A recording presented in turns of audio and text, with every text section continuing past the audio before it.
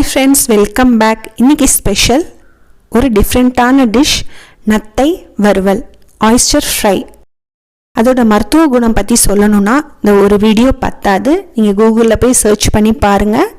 அதில் இல்லாத சத்துக்களே கிடையாது. பார்த்தீங்கன்னா நீங்கள் வாங்கி கண்டிப்பாக சமைச்சிடுவீங்க. நத்தை வாங்கினோன்னே ஓவர் நைட் தண்ணியில் போட்டு நல்லா ஊற வச்சிடணும். அப்போ தான் அதில் உள்ள மண்ணெல்லாம் வெளியில் வரும். மறுநாள் அதை நல்லா க்ளீன் பண்ணிவிட்டு ஒரு பாத்திரத்தில் மாற்றிடலாம். நல்லா கொதிக்கிற தண்ணியை ஊற்றி ஒரு அரை மணி நேரம் ஊற வச்சிடணும்.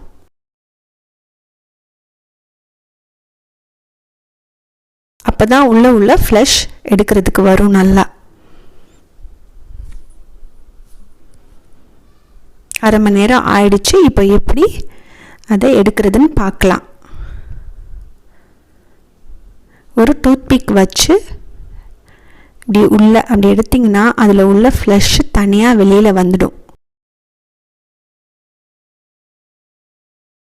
ஈஸியாக வெளியில் வந்துடுச்சு பாருங்கள்.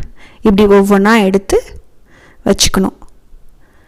இப்போது ஒரு பேனில் ஒரு 15 வரமிளகாயை நல்லா ஃப்ரை பண்ணிக்கலாம்.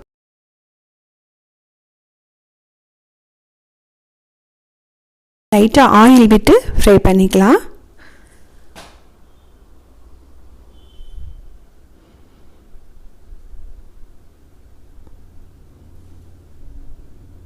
அடுத்து 2 டேபிள் ஸ்பூன் தனியா. சும்மா வெங்காயம் தக்காளி போட்டு மிளகாய்த்தூள் போட்டு பண்ணுறதும் அது ஒரு டைப்பு. இந்த மாதிரி பொடி இடித்து போட்டு பண்ணால் ரொம்ப சூப்பராக இருக்கும். இதோட டேஸ்ட் கிட்டத்தட்ட இறால் மாதிரி தான் இருக்கும். ஒரு 50% இறாலோட டேஸ்ட் கிடைக்கும் நம்மளுக்கு. ஒரு டீஸ்பூன் சோம்பு,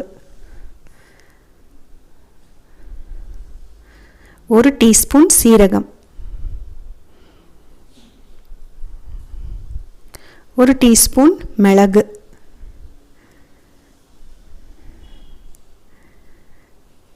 எல்லாத்தையும் சிம்லே வச்சு நல்லா ஃப்ரை பண்ணிக்கலாம். நல்லா ஃப்ரை ஆகிடுச்சு. லாஸ்ட்டாக ஒரு டேபிள் ஸ்பூன் கசகசா. அடுப்பை ஆஃப் பண்ணிவிட்டு அந்த சூட்லேயே அது நல்லா வறுபட்டுரும். அந்த சூட்லேயே நல்லா பொரிய ஆரம்பிச்சிடும். இப்போது ஒரு கடாயில் ஒரு 4 டேபிள் ஸ்பூன் ஆயில் விட்டு ஒரு பிரிஞ்சி இலை, சின்ன துண்டு பட்டை, 1/2 டீஸ்பூன் சோம்பு, 2 வரமிளகா எல்லாம் நல்லா பொரியட்டும். பொரிஞ்சோன்னே ஒரு கப் சின்ன வெங்காயம் பொடியாக நறுக்குனதை அதில் போட்டு நல்லா ஃப்ரை பண்ணிக்கணும். சின்ன வெங்காயம் தான் அதுக்கு நல்லாயிருக்கும்.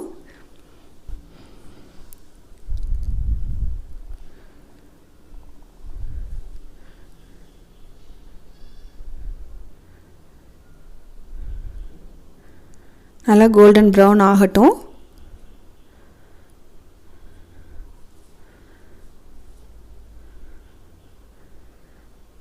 இப்போ நல்லா வதங்கிடுச்சு. இப்போ சின்ன சைஸ் தக்காளி 1,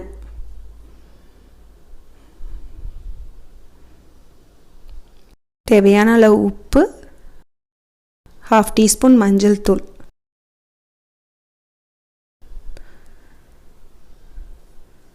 இப்போது நம்ம நல்லா க்ளீன் பண்ணி வச்ச இந்த நத்தையை அதில் சேர்த்துடலாம்.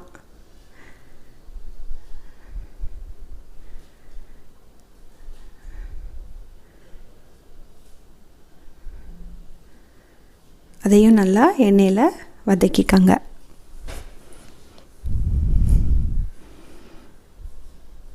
எல்லா சாதத்துக்கூடையும் ரொம்ப சூப்பராக இருக்கும் அது.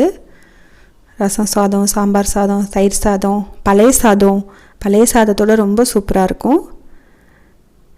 இப்போது ஒரு டம்ளர் தண்ணி ஊற்றி மூடி போட்டு நல்லா வேக வச்சுக்கலாம். நான் ஏற்கனவே சுடுதண்ணி ஊற்றிருந்தனால அது வந்து 1/2 பாயிலில் இருக்கும். இப்போது கொஞ்சம் நேரம் வேக வச்சுட்டு இப்போது நம்ம அரைச்சி வச்ச அந்த பொடியை போட்டுடலாம்.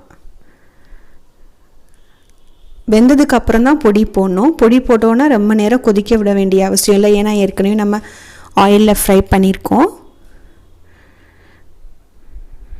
நல்லா மிக்ஸ் பண்ணிக்கலாம். கடைசியாக ஒரு 4 பல் பூண்டு, ஒரு 4 சின்ன வெங்காயம் அதை இடிச்சிட்டு இதோட சேர்த்துடலாம்.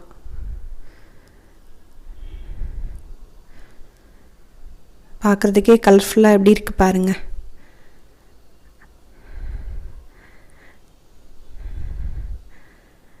ஒரு 2 நிமிஷம் அப்படியே அடுப்பில் சிம்மில் இருக்கட்டும். இப்போது ஆயிஸ்டர் ஃப்ரை ரெடி ஆயிடுச்சு. இந்த வீடியோ உங்களுக்கு பிடிச்சிருந்துச்சுன்னா லைக் பண்ணுங்கள், ஷேர் பண்ணுங்கள், சப்ஸ்கிரைப் பண்ணுங்கள். தேங்க்யூ.